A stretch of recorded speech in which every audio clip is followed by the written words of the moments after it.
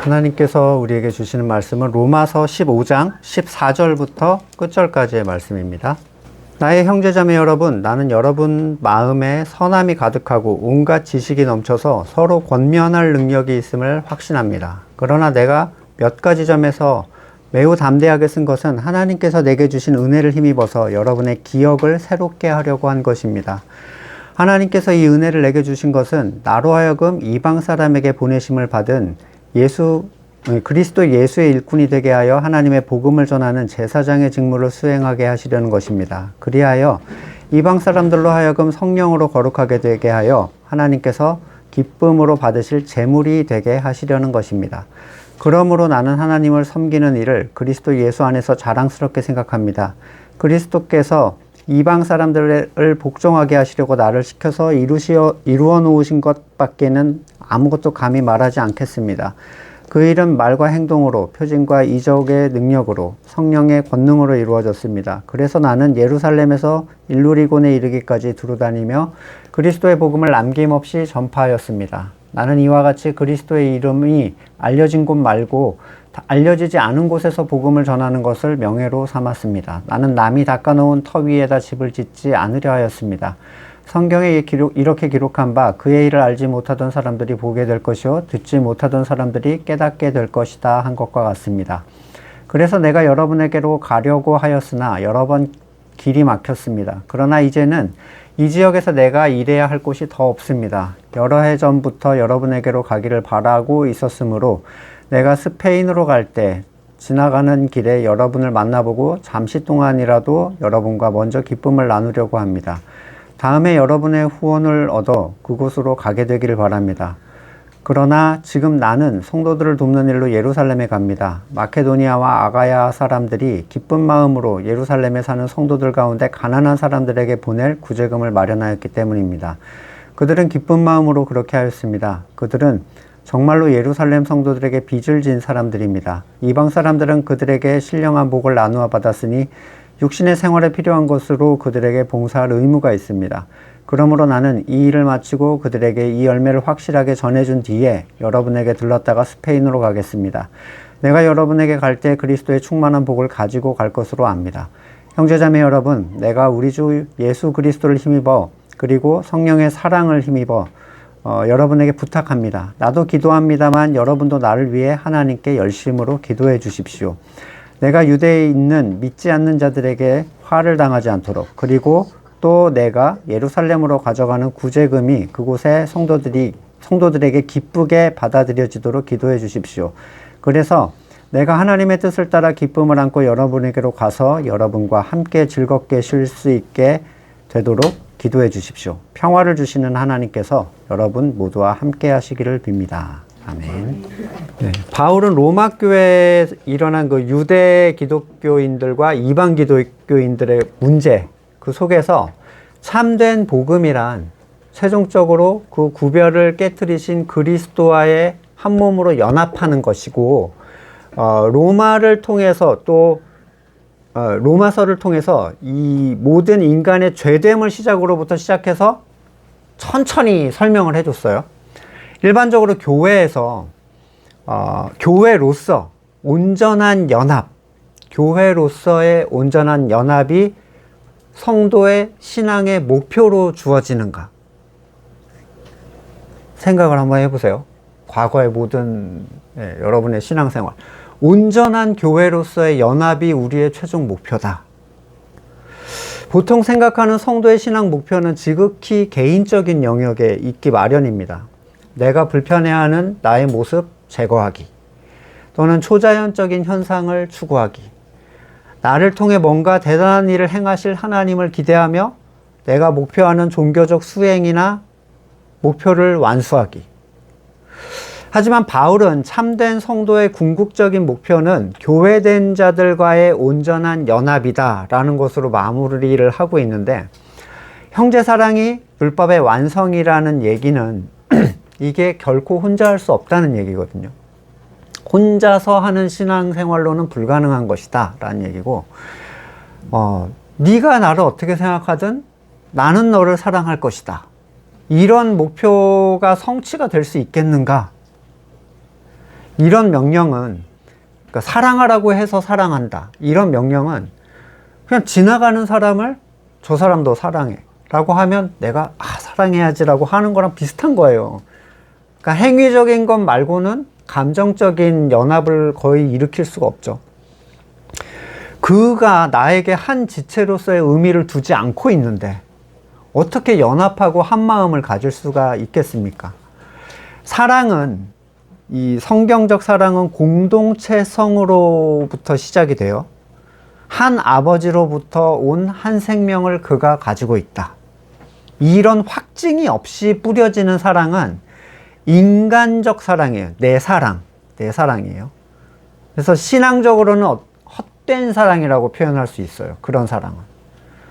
뭐 다 퍼주고 안아주고 참아주고 이거 내가 만들어낸 거라는 거죠. 연합성이 없으니까요.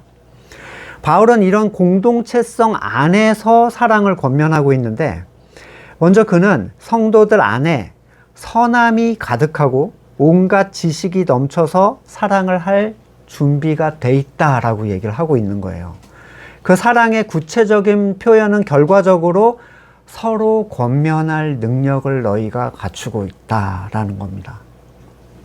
선한 마음으로 충만한 지식을 통해서 이루어지는 권면이 올바른 사랑의 방식입니다. 선한 마음도 없고 바른 지식도 없는 사람은 권면을 하면 안 돼요. 네, 권면을 하면 안 됩니다. 그 사람은. 그런 권면은 교회를 망치는 권면이에요.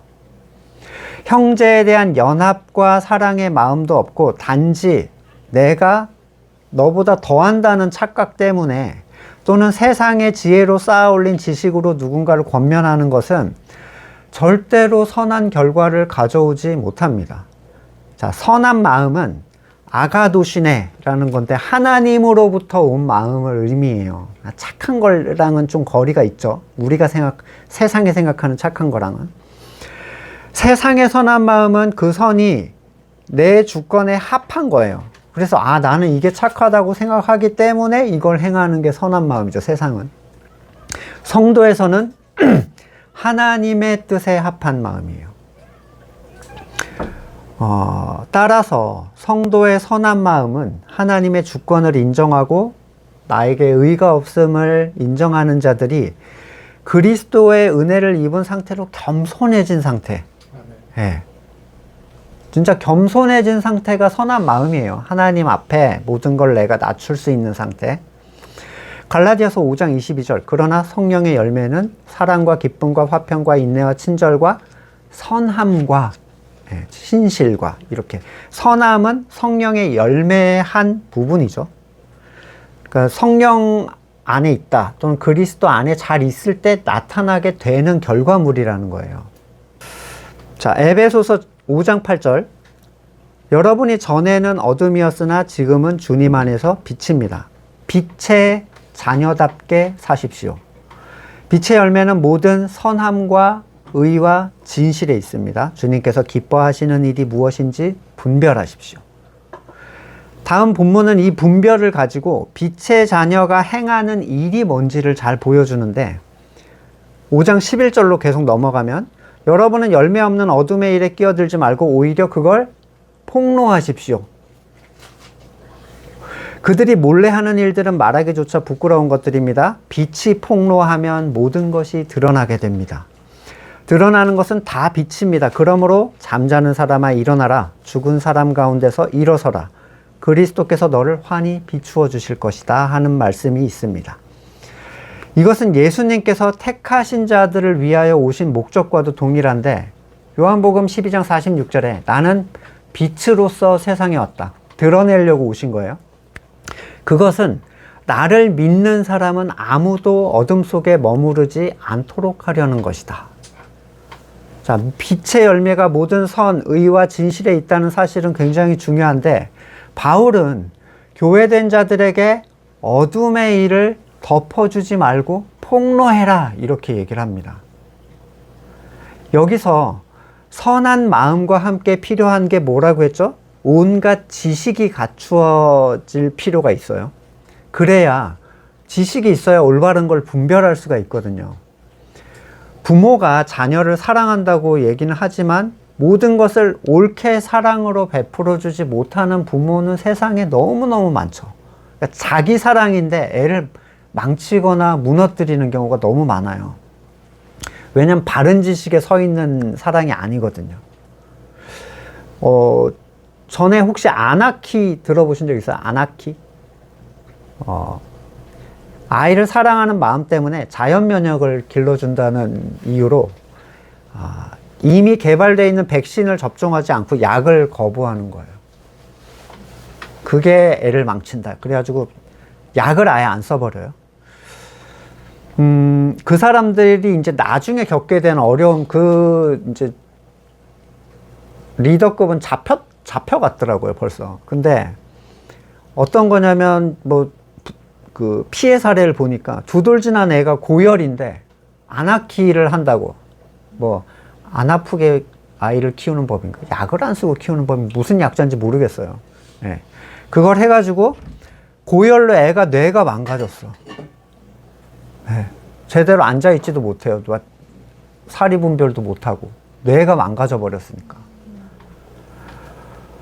아이를 향한 선한 마음이 부족한 게 아니에요. 굉장히 선한 마음이었습니다. 너무 과할 정도로 선한데 지식이 없었어요. 하나님의 뜻을 따라 선한 마음을 가진 사람들이 있지만 아직 지식이 없는, 올바른 지식이 없는 사람은 말을 조심해야 될 필요가 있어요. 여기서 말하는 지식은 이성을 통한 지식을 말하는 게 절대로 아닙니다. 그러니까 책으로 써놓았다고 읽고 이해하는 것은 영적 지식과는 거리가 멀어요. 성경을 책으로 써놔도 우리가 이해하지 못하잖아요. 네. 영적 지식은 자기의 삶을 통해서 말씀에 있는 내용이 체험되어서 내 것이 된 경우, 그걸 영적 지식이 있다라고 얘기를 하는 건데, 사람의 이성과 지혜로는 절대로 배울 수 없는 겁니다. 이것은 성령이 성경 안에서 우리의 삶의 체험으로 알려줘야만 알 수 있는 가치예요. 이렇게 준비가 된 빛의 자녀가 폭로를 시작하면 다 드러나게 되는데, 이 폭로의 이유는 누굴 정죄하려는 것도 아니고 잘난 척 하려는 것도 아니에요. 다만 잠자는 형제를 깨워서 빛을 얻게 하려는 목적이에요.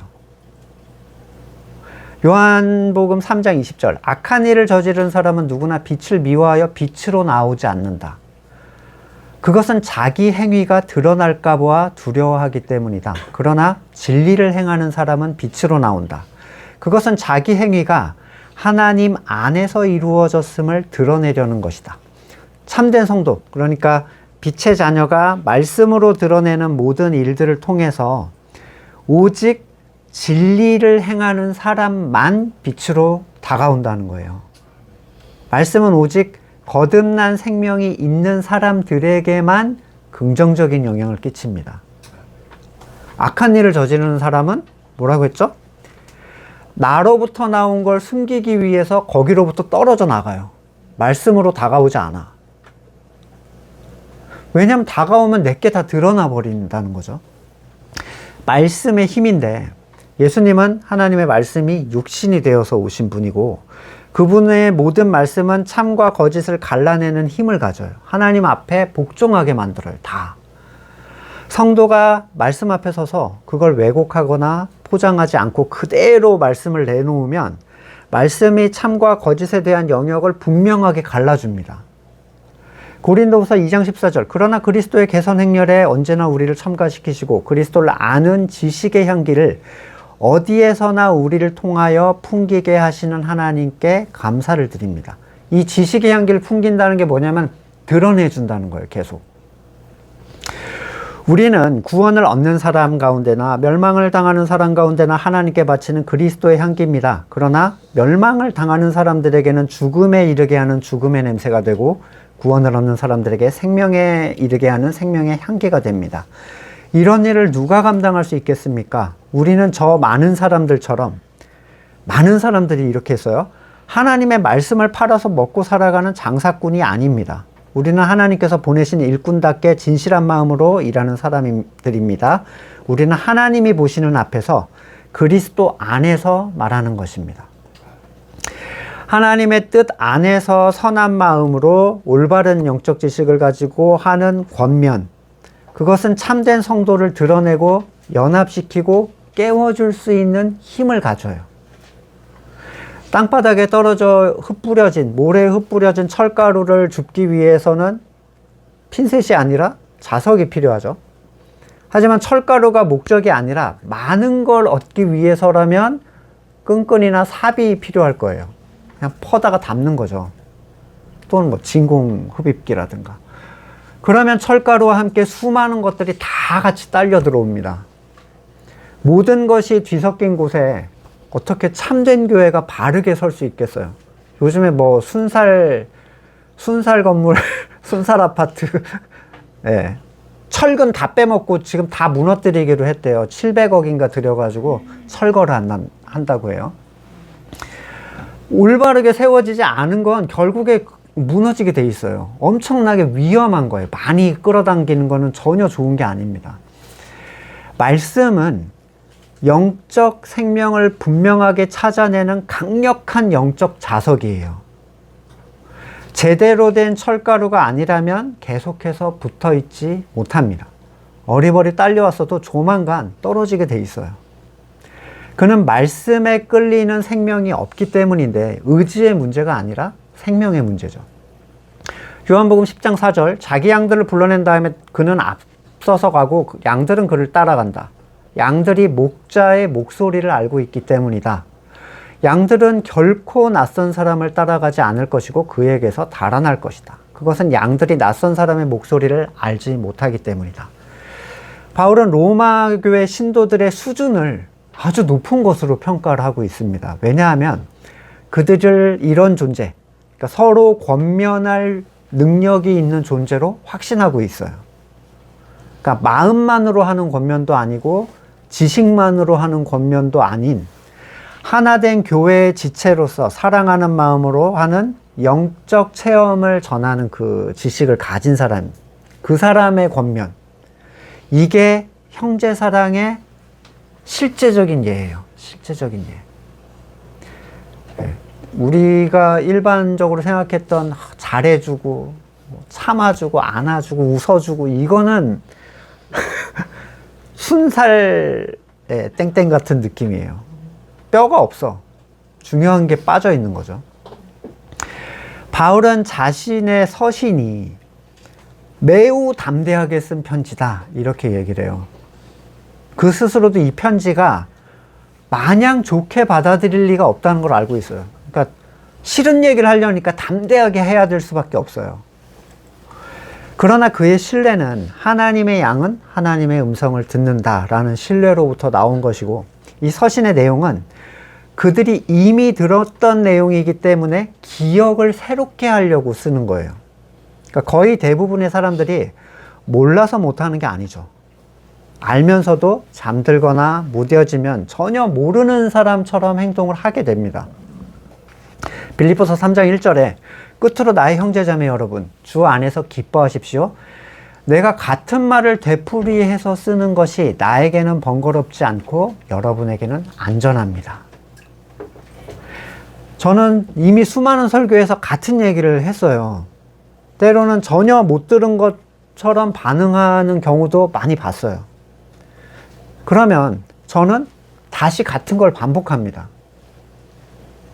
때로는 새로운 게 아니라 같은 게 그 사람을 깨울 수 있는 힘을 주는데, 바울이 매우 담대하게 쓴 그 누군가를 불편하게 하는 일은 성도에게는 굉장히 좋은 일이에요. 왜냐하면 그가 말씀에 부딪히는 상태가 됐다라는 거거든요. 우리의 선이나 자아가 말씀과 부딪힌다. 그건 우리가 자기를 부인할 수 있는 기회를 얻게 된다는 의미예요. 날마다 자기를 부인해야 되는데 나는 말씀에 부딪힌 게 하나도 없어. 그럼 부인을 어떻게 해요?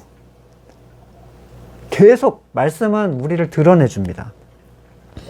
바울은 16절에서 자신이 전하는 말씀을 통해 제사장의 직무를 수행하려 하시는 하나님의 의도를 말씀하고 있는데, 온전한 말씀이 택하신 자들에게 전달될 때 그들은 말씀을 통해서 자신을 하나님께서 기뻐하시는 거룩한 산제사로 올려드릴 수 있게 하기 위한 분명한 목적을 얘기하는 거예요.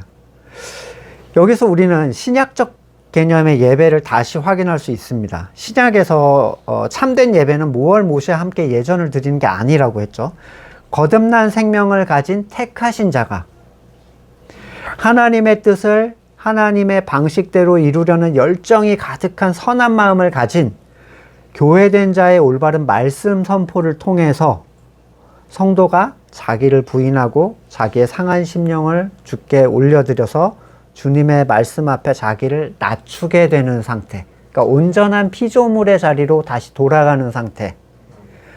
이 일은 참된 예배자를 만드는 제사장적 직분을 감당하는 바울에겐 너무 큰 영광이었어요. 자기의 이 권면을 통해서 이 제사가 일어나는 거예요. 각자의 삶에. 자랑이 되기도 하고요. 또 온 세상에 존재하는 모든 설교자의 자랑이자 영광이죠. 이게 진짜 예배가 드려지게 되는 상태.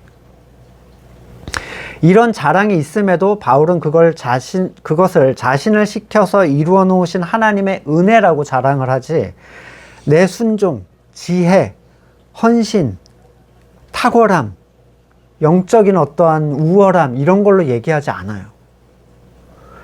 이방 사람들을 복종하게 하시기 위하여 주신 하나님의 능력과 인도하심은 분명하게 이 땅에 이루어짐을 보여주는데, 먼저는 말과 행동으로 라고 얘기해서 바울이 전하는 말과 그들에게 추구하게 하는 행동은 동일한 거예요. 설교는 이렇게 하고 뭐 시키고 이런 게 아니에요. 그걸 삶에서 살아라, 이 얘기를 하고 있어요. 성경에 기록된 그대로의 것이고, 또한 추구 방향도 일치합니다. 말 자체가 성경과 다른 목회자도 너무 많아요. 자기가 하고 싶은 얘기를 하는 사람도 많고, 말은 성경대로 하는데 추구하게 하는 방향은 세상적인 사람도 되게 많죠. 세상에서 번영을 축복으로 말하는 사람은 당연히 행동도 다르겠지만, 복음을 바르게 말해도 결국 건물교회에서 만들어 놓은 일을 행하게 하는 사람들, 많아요. 그러나 바울은 정확하게 그가 전한 말과 추구하게 하는 행동이 동일합니다. 이게 가능한 건 그가 말씀을 전하는 사람들, 그 대상들이 가짜가 아니었기 때문이에요. 그러니까 진짜 거듭난 그룹이기 때문에 그 살아있는 말이 그대로 그 사람들한테 먹히는 거죠. 바울이 건물교회에서 무슨 설교를 하며 무엇을 주장할 수 있겠습니까? 바울이 건물교회 갔어요. 지금 뭐 큰 교회 갔다. 이름만 되면 알만. 바울이 과연 설교를 하면 뭘 할 수 있을까요? 축도와 동시에 흩어져서 자기 할 일을 찾아가는 그 판에서. 이미 만들어 놓은 프로그램과 사람이 행할 만한 의의 자리가 가득한 곳에 바울을 좋아할 리가 없어요. 그러나 바울이 말씀을 전한 사람들은 분명하게 생명이 있는 사람들이었기 때문에 그의 말과 행동이 결실을 맺게 됐습니다. 이번 주에 제가 톡에 잠깐 올려드린 그 교회 정관에 대한 얘기, 에피소드가 있었죠. 교회 정관을 가져오라고 했는데 정관이 없어. 쓰려고 봤더니 우리 교회랑 하나도 안 맞아. 다 뜯어내고 A4 2장을 갖다 줬어요. 은행에 이제 다시 뭐 확인하고 뭐 이래야 된다 그래서. 저는 좀 재밌는 경험이었습니다. 조직도 없고 당회도 없고 회의도 없고 프로그램도 없고 소집도 없고 이런데 다 뜯어내니까 정확하게 남는 건 딱 이제 모임의 목적, 기준, 뭐 어디에 있나 뭐 이런 거. 어디에 있나도 우리는 뭐 사실 어디로 갈지 모르죠. 19절에 표징과 이적, 성령의 권능. 이 핵심은 눈에 보이는 초자연적인 현상이나 기적이 아니라 예수님께서 행하신 사역에 기초를 하느냐의 문제예요. 마태복음 11장 5절에 눈먼 사람이 보고 다리 저는 사람이 걸으며 나병 환자가 깨끗하게 되고 듣지 못하는 사람이 들으며 죽은 사람이 살아나며 가난한 사람이 복음을 듣는다. 나에게 걸려 넘어지지 않는 자는 복이 있다. 이 표적은 성령의 권능을 통해서 그 거듭난 생명에게 실체화가 되는데, 예수님은 사역을 말씀하시면서 나에게 걸려 넘어지지 않는 사람, 내 사역에 걸려 넘어지지 않는 사람은 복이 있다 말씀하셨어요. 이건 주님의 사역을 다른 것으로 생각하는 사람, 그러니까 내 소원의 성취라든가, 예수님을 통해서 엉뚱한 거 생각하는 사람이 많죠. 내 의의 성취라든가, 주님의 말씀 자체에 걸림이 있는 자들을 얘기하고, 그렇지 않은 자가 복이 있는 것은 그들이 은혜로 하나님의 택하심을 받은 사람들이기 때문인데, 바울은 그곳에서 그리스도의 복음을 남김없이 전파했다라고 얘기를 합니다. 전달받은 자의 기본적인 자세죠. 복음을 자신만의 무슨 노하우나 특별한 지식처럼 생각하는 사람은 항상 뒤에 남겨놓고 써먹을 걸 생각합니다. 한 번에 다 풀려고 하지 않아요. 그러나 하나님의 말씀을 맡은 자는 받은 그대로를 다 전달해요. 잘하게 하는 분의 손길에 이 성도들을 맡기는 거죠. 복음이 무엇인가? 여러분, 이 질문 앞에 성숙한 성도들은 배우고 암기한 거 말고 자기만의 언어로 설명할 준비가 되어 있어야 돼요. 복음이 무엇인가? 누가 정리해 주는 가치가 아닙니다. 여러분이 체험된 가치여야만 돼요. 그게 나는 뭔지 모르겠다 그러면 전도를 시작하면 안 돼. 왜냐하면 전할 게 없는데 뭘 전도를 해요. 내가 더 듣고 배우고 커야죠. 그 안에서. 남에게 들은 얘기는 증언이 아니죠. 그거는 이제 소문이에요. 그냥 소문은 계속 왜곡되게 돼 있습니다. 붙이고 이러고 하면서 내가 본 게 아니면 계속 이 소문은 왜곡돼요. 그리고 이 체험이 있다면 성도는 어디에선가 그 증언을 할 대상과 기회를 반드시 만나게 될 거예요. 반드시. 그냥 기다리시면 돼요. 20절 본문은 그 교회가 있는 옆에다 교회를 짓지 말라는 엉뚱한 쪽으로 설교가 되는 경우를 굉장히 많이 봤어요. 이 본문으로 먼저 세운 교회 반경 얼마에는 교회를 세우면 안 된다. 이런 주장을 하는데, 교회가 무슨 편의점입니까? 체인점들이 그러죠. 반경 몇 미터 이내에는 안 된다. 뭐 상도도 없냐. 뭐 그런 식의 얘기.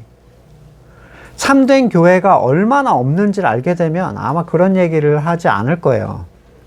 바울이 본문에서 말하는 건 단순히 남의 구역에서 장사한다 이런 저급한 얘기를 하는 게 아닙니다. 또는 교회가 있는 곳에 또 교회를 세운다는 개념도 아니에요. 바울이 스스로 계획을 세워서 이쪽에서 저쪽 코스까지 해가지고 이렇게 해서 내 구역을 만들어야 되겠다 이렇게 한 적이 있어요? 우리는 복음을 전하는 일이 그 내용이나 능력이나 계획이나 만나게 하신 모두가 성령을 통해서 이루어졌다라는 걸 분명히 사도행전을 통해서 봤죠. 우선 바울은 이방의 복음의 첫 터를 닫기 위해서 보내진 사람으로 세워졌어요. 그런 이유에서 이미 복음이 다져진 곳에 찾아가는 것은 부르심의 목적에 합하지 못했습니다. 바울을 부르신 목적에 합하지 못했다는 거예요. 바울은 남이 닦아놓은 터가 행여라도 있다면, 다른 사람이 먼저 복음을 전했다면 거기 아니고 안전해진 곳을 계속 찾아다니는 거예요. 왜냐하면 기초를 닦는 임무를 맡은 사람이에요, 이 사람은. 그래서 복음을 아예 들어보지 못한 곳으로 찾아다녔는데, 기초공사에 대한 얘기지, 이후에 바울은 다시 여러 교회를 돌면서 순회하면서 다시 가르칩니다. 다졌어요. 그러니까 내 교회, 내가 세운 교회, 이런 표현은요, 인간적이고 아주 인간적인 게 사탄적인 거라고 했죠. 네, 사탄적인 표현이에요. 교회는 하나고, 교회 주인은 그리스도시고, 사람은 교회를 세울 수 있는 존재가 못 됩니다. 교회는 하나님께서 세우신 그리스도를 머리로 하는 모든 몸을 다 포함하고 있어요. 지금도 건물교회는 복음을 알지 못하는 사람이 가득하죠. 말해도 몰라요. 말해줘도 몰라요. 성경을 가지고 말하지만 성경이 뭘 얘기하는지 모르는 목회자도 너무너무 많습니다. 그곳에는 복음을 들어보지도 못한 채 은퇴하고 죽어가는 이들도 많아요.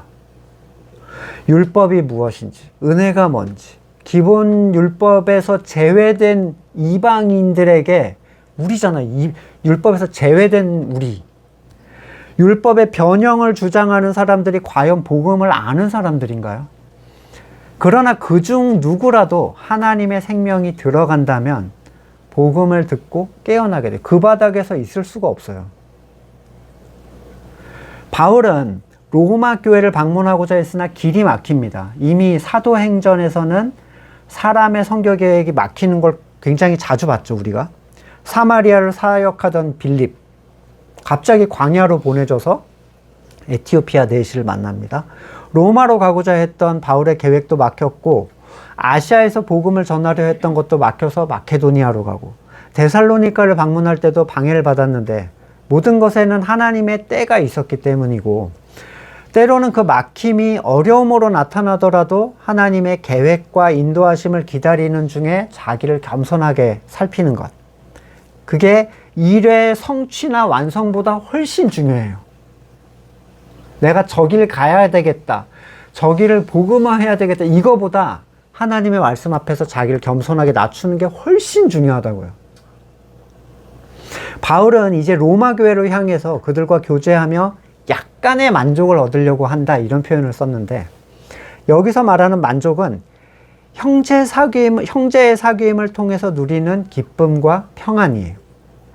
그들이 얼마나 자라서 하나님의 뜻대로 살아가고 서로가 사랑하고 있고 바르게 교회를 세워가고 있는지 하나님의 일을 함께 바라보는 것, 이건 참된 사역자 바울에게는 큰 위로와 만족이 됐을 겁니다.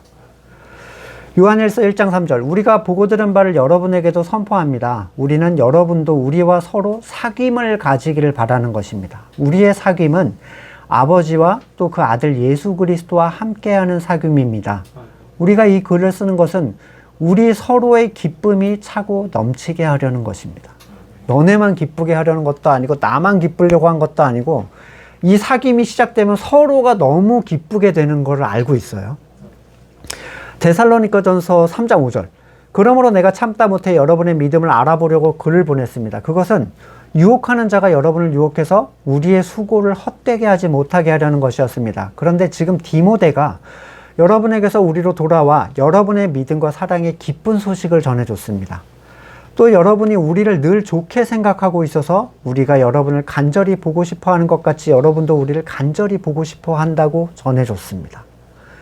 실제로 여러분은 모르시지만 저한테 메일을 주시는 분, 저랑 이제 개인적으로 아직 소통하고 계신 분들은 여러분을 너무 보고 싶어 하는 분들이 계세요. 여러분을 너무 그리워하고, 그걸 전해달래요. 보고 싶어 한다고. 완전 서신적이지 않나요? 저는 그 마음을 굉장히 느꼈어요. 성도를 되게 보고 싶어 하는 그 마음, 진실한 마음. 그러므로 형제자매 여러분, 우리는 여러분을 보고 우리의 모든 공경과 환난 가운데서도 여러분의 믿음으로 말미암아 위로를 받았습니다. 여러분이 주님 안에 굳건히 서 있으면 이제는 우리가 살아있는 셈이 되기 때문입니다. 바울은 데살로니가 성도들이 굳게 서 있는 것 자체가 바울과 그 그룹, 전도 그룹이 생명으로 연결된 걸로 인식을 하는 거예요. 우리가 다 굳게 선 것이다.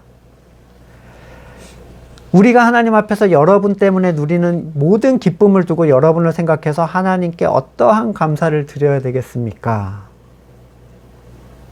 그러니까 저기는 잘 서 있네, 이게 아니라 내가 잘 선 것처럼 연합성이 느껴지는 거예요. 바울은 이런 기쁨을 로마 교회 성도들과도 나누려고 마음을 먹고 있어요. 근데 지금 먼저 그에게 맡겨진 일이 있었는데, 마케도니아와 아가야 사람들이 기쁜 마음으로 예루살렘에 사는 성도들 가운데 가난한 사람에게 보낼 구제금을 마련해서 지금 보낸 거죠. 참으로 이 사람들은 기쁜 마음으로 이렇게 했다 라고 얘기하는데 부담이나 의무적인 영역이 아니라 그 일 자체가 그들에게 기쁨을 주고 있대요. 왜냐하면 그들은 이 예루살렘 교회가 당한 어려움을 잘 알고 있었고 그들과 자신이 하나라는 사실도 잘 알고 있었기 때문입니다. 고린도후서 8장 1절 형제자매 여러분, 우리는 하나님께서 마케도니아 여러 교회에 베풀어 주신 은혜를 여러분에게 알리려고 합니다. 그들은 큰 환난의 시련을 겪으면서도 기쁨이 넘치고 극심한 가난에 쪼들리면서도 넉넉한 마음으로 남에게 베풀었습니다. 내가 증언합니다. 그들은 힘이 닿는 대로 구제하였을 뿐 아니라 오히려 힘에 지나도록 자원해서 했습니다. 그들은 성도를 구제하는 특권에 동참하게 해달라고 우리에게 간절히 청했습니다.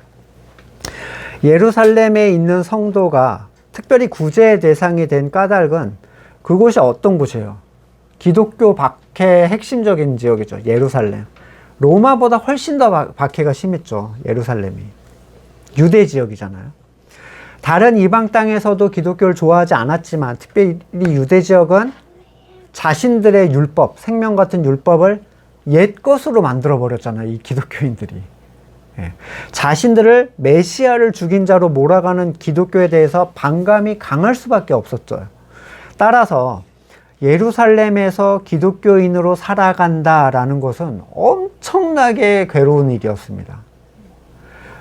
모든 사회적 유익에서 배제되는 일을 감당해야 돼요. 여러분, 사회적 시스템에서 배제된다는 게 어떤 거겠어요? 우리가 신용만 잃어도, 그렇죠? 신용만 잃어도 할 수 있는 게 없다고 하더라고요. 근데 여기는 신용만 잃을 뿐만 아니라 완전히 찬밥, 그리고 죽이려고 하고.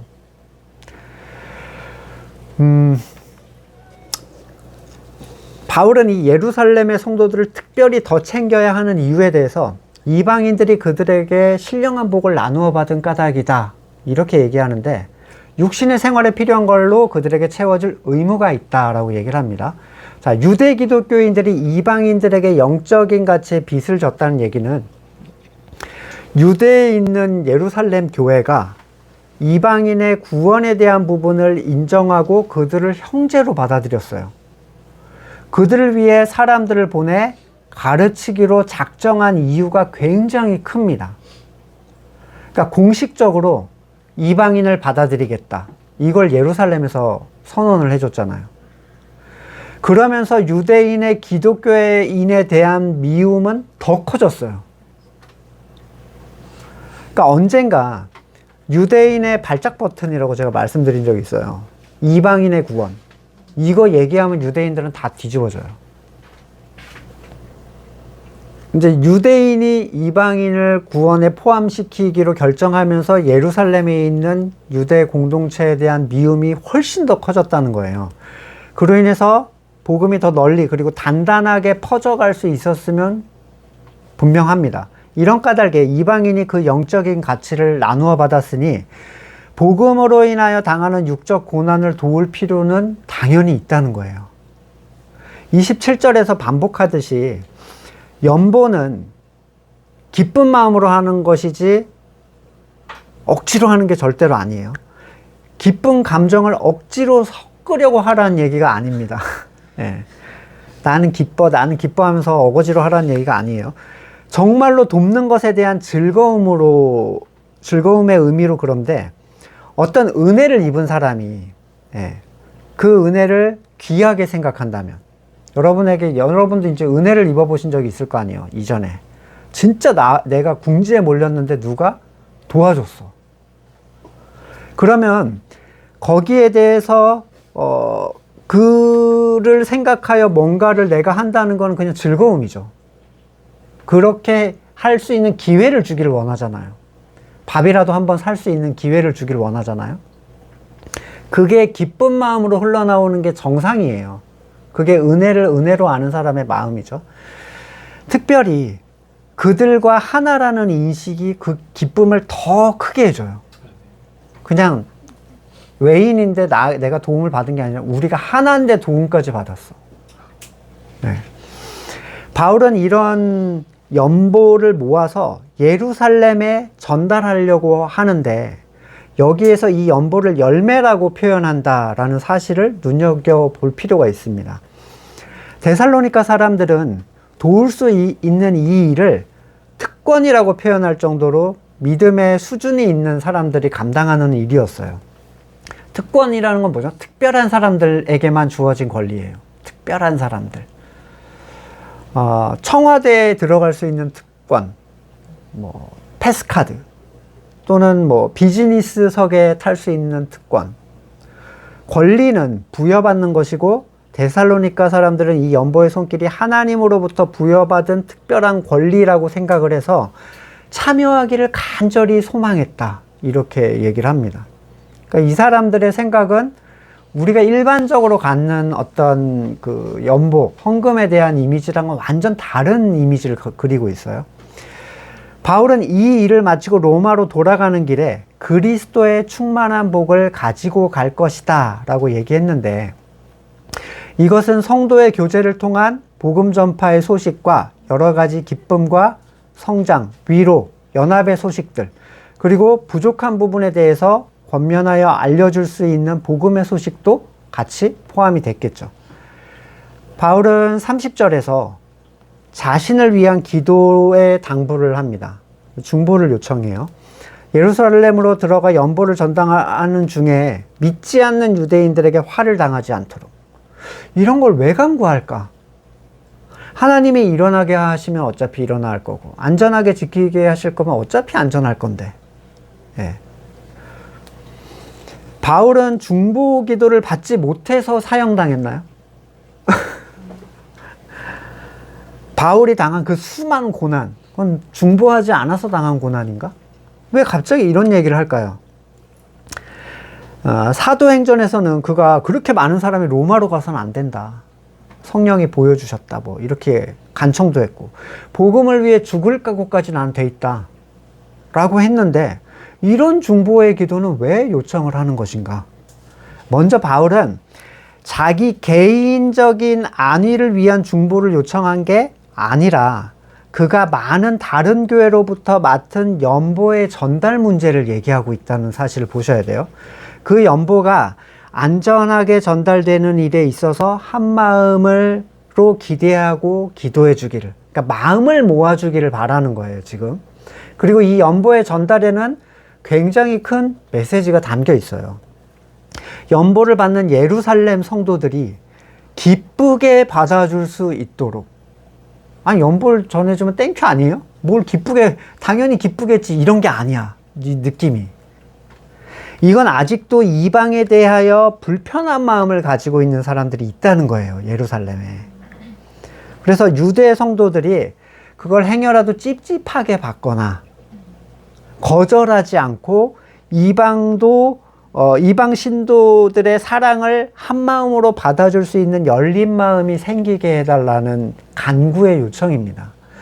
바울의 중보는 항상 교회적이에요. 이 교회적이라는 거는 예를 들어 창뜰교회적 이게 아니라 그리스도를 머리로 하는 범교회적 중보예요. 너무너무 큰 범주에서 얘기하고 있는 거예요. 모든 것을 그리스도 예수 안에서 하나의 마음으로 받아서 모두가 기쁨을 누릴 수 있기를 같은 마음으로 소망하고 기도해달라는 것은, 비록 그 일에 참여하지 않은 로마 교회도 이방 신도가 예루살렘의 유대 신도에게 보내는 이 일 속에서 역시 같은 마음이 되기를 원하는 연합의 의미, 넓은 의미의 연합의 의미가 다 내포가 되어 있습니다. 왜냐하면 지금 로마 교회 안에서는 이방 신도와 유대 신도가 어때요? 분란이 일어났죠. 근데 이 연보의 전달 문제 안에서 이걸 같은 마음으로 우리가 기도할 수 있다면 하나의 마음이 될 수 있다는 걸 알고 있는 거예요. 자신들이 먼저 하나가 되지 않은 사람들이 어떻게 이 일에 대해서 진정하게 중보할 수 있겠습니까? 온 세상의 교회의 연합을 위해 기도하는 사람들이 내가 개인적으로 연합을 체험하지 못했다면 어떻게 진심을 담을 수 있겠어요? 바울은 참으로 로마 교회 성도들을 만나기를 기대하고 있습니다. 기쁨으로 그들과 연합해서 즐겁게 쉴 수 있기를. 네. 이 중보도 비록 연합에 의해 어려움을 겪고 있지만 바울의 얼굴을 볼 때쯤에는 모두가 하나가 되어 있기를 바라는 간절함이 담겨 있죠. 여기에서의 쉼은 하나님 안에서의 안식이에요. 하나님 안에서의 안식. 하나님께서 하시는 일들을 바라보면서 함께 놀라고 간증하고 즐거워하고 기뻐하는 상태. 놀라운 가치를 함께 누리지만 누구도 내가 했노라고 말할 수 없는 참된 안식의 상태. 참된 성도는 참된 성도 사이에서 안식을 누리게 돼요. 그게 교회가 주는 또 하나의 귀한 가치죠. 33절, 바울은 평화를 주시는 하나님의 임재를 간구하면서 15장을 마무리를 합니다. 성도의 평화, 이건 마인드 컨트롤로 얻을 수 있는 게 아니에요. 단지 모든 걸 좋게 생각하려 노력한다고 찾아오는 것도 아니죠. 성도의 평화는 하나님을 인정하는 자들에게 주어지는 피조물로서의 어떤 가치예요. 모두가 같은 걸 소망하는 상태처럼 평화의 상태가 어디 있겠어요? 대한민국의 축구 승리를 기원할 때 어떻게든 일단 그 시간은 평화예요. 한 마음으로 하나의 목적으로 우리는 모이게 되니까. 성도는 하나님의 마음으로 연합한 사람들이죠. 그렇기에 평화할 수밖에 없어요. 불편하다면 그게 자기를 부인해야 될 포인트가 되죠. 고린도전서 1장 10절, 그런데 형제자매 여러분, 나는 우리 주 예수 그리스도의 이름으로 여러분에게 권면합니다. 여러분은 모두 같은 말을 하며 여러분 가운데 분열이 없도록 하며 같은 마음과 같은 생각으로 뭉치십시오. 하나의 말씀이 하나의 상태를 만들어내요. 말씀 앞에서 자기의 선을 부인하고 그리스도께 복종할 때 그와 같이 행하는 모든 사람들은 자연스럽게 하나의 마음을 갖게 됩니다. 이러한 바울의 권면이 우리에게도 귀한 영향을 끼치기를 간절히 소망합니다. 말씀을 놓고 같이 잠깐 기도하시겠습니다. 특별히 성숙한 사랑의 그 정점에 있는 것, 선한 마음이 가득한 존재가 올바른 지식으로 누군가를 권면해 주는 거. 그러니까 정말 어린 아이에게 엄마가 해주는 얘기 있죠. 그러니까 막 교육열에 불타는 엄마 말고 정말 애기 있죠. 4살쯤 되는 애한테 엄마가 해주는 올바른 지식에 대한 권면, 사랑, 그런 게 그 아이를 또 자라게 하잖아요. 근데 이 로마 교회 안에 있는 여러 가지 문제 안에서 결국에는 사랑의 권면으로 이게 마무리되고 있다는 건 이게 바울이 하고 싶은 얘기인 거예요. 이 교회적 틀 안에서 우리가 이 로마서를 한번 복기를 해보시면서, 그러니까 핵심적인 내용은 15장이 마무리고 이제 16장은 인사거든요. 근데 그 부분들을 한번 생각을 해보시면서 말씀하실 내용들도 한번 정리해 보시고 시간을 가지고 같이 묵상하겠습니다.